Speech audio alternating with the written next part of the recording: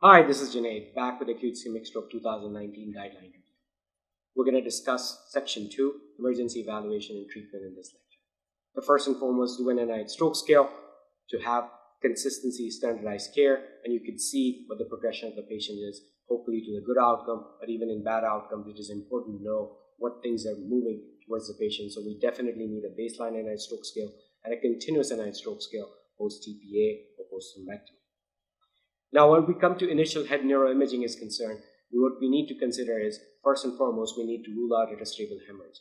Get a CAT scan, rule it out as soon as possible, period. There's no other way to say it as to actually do it as soon as possible, as fast as possible.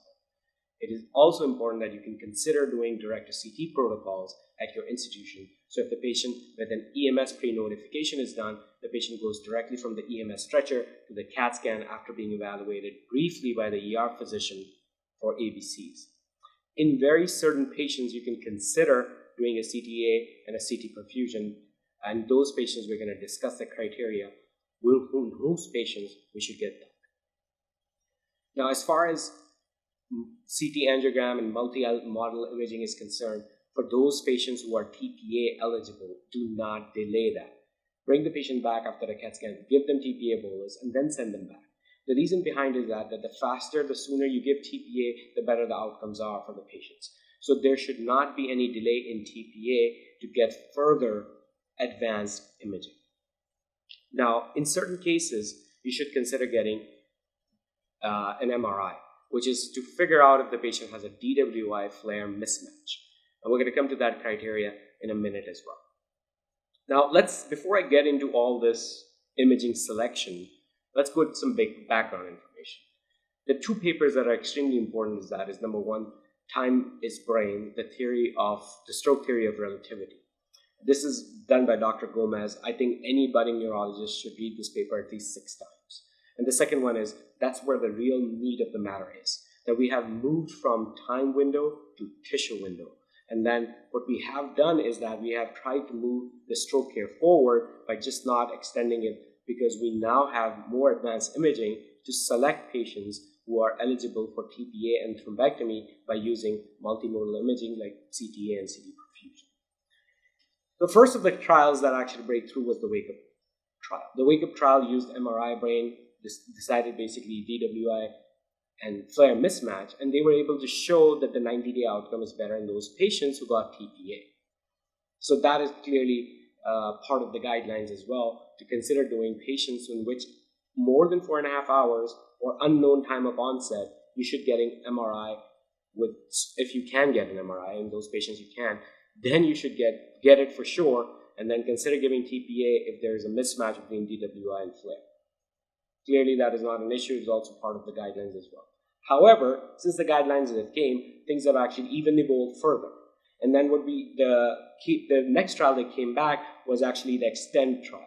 In the Extend trial, they did not use the MRI. However, they used automated CT perfusion.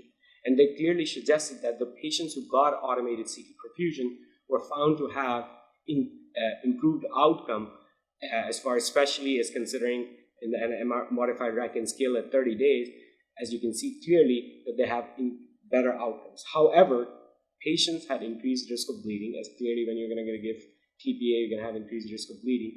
And then also, patients with a modified Rankin scale of 6, as you can see, were higher. That means that patient died in patients who received TPA as well. So there's always a risk and benefit, but however, if you look at, apply that to population health, clearly you can see that the benefit outweighs the risk.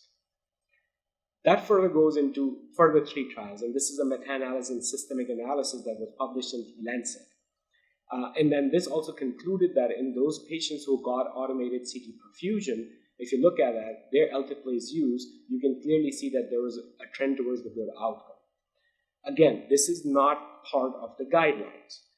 Currently, the guidelines are limited to MRI, DWI, flare mismatch. However, in the future guidelines and future studies, this may be considered also to extend the TPA window by using automated CT perfusion. And the word automated is going to be, I'm not going to get into that in this lecture, but clearly if you want it, just put it in the comments and I can put a whole other lecture on automated CT perfusion, why it is important, and what is the usefulness of it, both in large vessel occlusions and in minor strokes.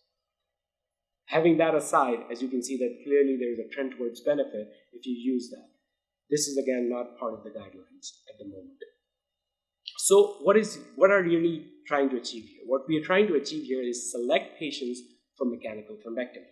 And if you're trying to select patients for mechanical thrombectomy, you have two considerations. One is actually diagnosing the mechanical thrombectomy. So you should get a non-invasive imaging. There is no question about that you should get non-invasive imaging as soon as possible, as fast as possible, and without any delay, including checking serum creatinine levels. You do not need to check serum creatinine levels in these patients, and I'll come to that in a minute. However, so the important thing also to realize is that you do not delay TPA for getting CTAs either.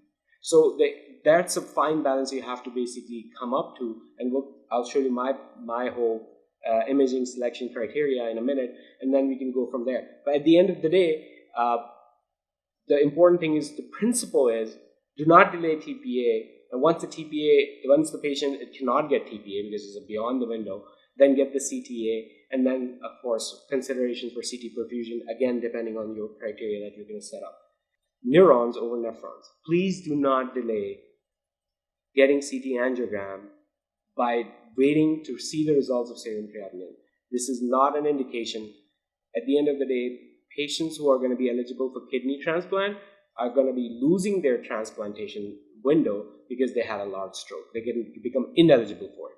So in a grand scheme of things, do not delay CTangiogram to get serum creatinine.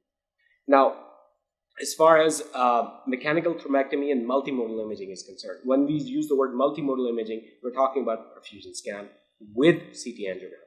There's no such thing as CT perfusion without a CTangiogram, because there's no way to interpret it correctly. So that's why we use the term multimodal imaging. In those patients who are coming between the time window of 6 to 24 hours, it is important. Now, let me clarify that. We're not talking about 0 to 3, 3 to 4.5, 4.5 to 6, and then 6 to 24. The guidelines, and I differ from that, from my protocol, so take it with a grain of salt. What I'm saying is that if there is a window that the patient is presenting between 6 and 24-hour window, you should get multimodal imaging, including CT perfusion, MR perfusion, whatever your preference is. Clearly, automated CT perfusion is the way to go these days because that is more widely available. Then you should do it. And the level of evidence is A, and the class of recommendation is 1. So there should not be any delay.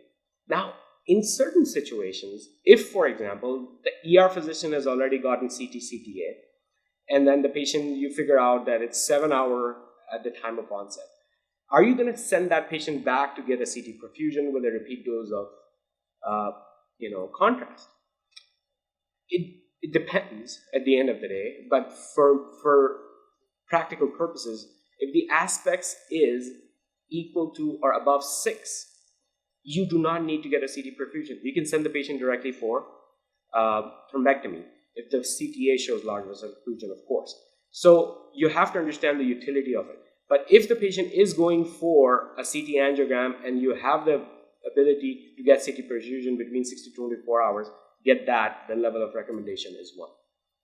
This is my protocol for deciphering these selection imaging for acute ischemic stroke emergency evaluation. So let's go towards one side and the patients that present between less than 4.5 hours. For those patients, you get the CAT scan, and then if the NI stroke scale is more than 4 or have disabling symptoms, and we're going to come to the mild disabling and mild non-disabling in then future lecture as well. Basically, if the patient is eligible to getting TPA, give the TPA. Once the TPA is given, then take the patient for CT angiogram, and then consider CT perfusion. You do not need, in less than 4.5 hours, you do not, I repeat, you do not need CT perfusion. This is a consideration. The consideration is important sometimes is that if the patient actually has no large vessel symptoms, and patient actually that possibly has a prior stroke, or patient possibly has a prior stroke but comes in with similar symptoms, in those situations CT perfusion can be helpful in further decision making, or has known baseline occlusion.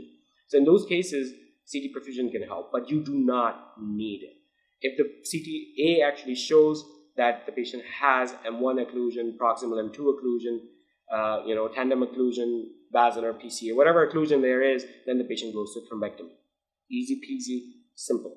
Now let's come to the other side. And then in this, there is actually a little bit of debate, and then again, take it with a grain of salt. This is my recommendation, and some of it does differ slightly with the guidelines.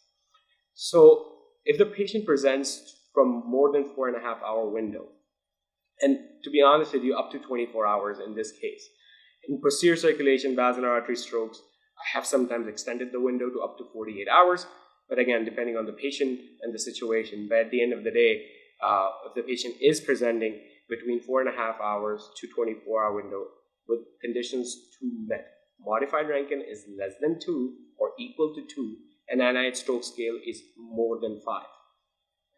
Equal to 5 is mine, but generally it has basically it's 6 or above.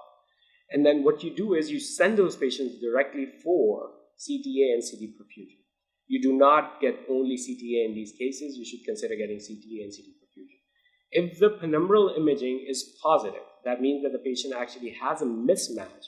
Patient has a salvageable brain tissue and also has a positive LVO, then you're actually going to consider those patients to go for thrombectomy, especially if the occlusion is M1, proximal M2, etc. But those patients who has actually distal M2 and M3, and then in those situations, and the patient's last known well is less than 9 hours, you can consider giving TPA. But in these situations, again, this is perfusion based. This is not currently included in the guidelines. I get complete consent for the patient to give TPA, telling them that the guidelines do not recommend it at the moment, but the evidence is mounting. However, if the patient has more than 9 hours and there's a distal M3 occlusion, distal M2 occlusion, and M3 occlusion with clear expressive aphasia, with disabling symptoms for the patient, with a discussion with my interventionalist, we can consider going for thrombectomy as well. Now let's come to patients with positive penumbral screening but negative large vessel occlusion. And then the last known well is again less than 9 hours, you should consider TPA. And this is from the clinical trial that I just showed you in a New England Journal of Medicine, that is extent trial. Again, the question really is that you should design your own criteria of patient selection imaging. Do not copy-paste this, but this is available freely on the AI NeuroCare website if you want to see it. Thank you. The last thing to point is that other diagnostic tests that are needed during the acute phase is only 2 things. Number one thing is, actually there's only one thing, and which is glucose. A glucose monitor, you definitely need to make sure that patient is not hypoglycemic or superbly hyperglycemic. That can also cause focal deficits. Other than that, to be honest with you, there's really no further recommendations for acute treatment of patients. Get an EKG, sure. Get a baseline troponin, sure. At the end of the day, these are recommendations and you should get them. But TPA decision-wise, this is important to understand that this does not matter. The only thing really you need is a glucose. Thanks for your time. Please like, subscribe, and share.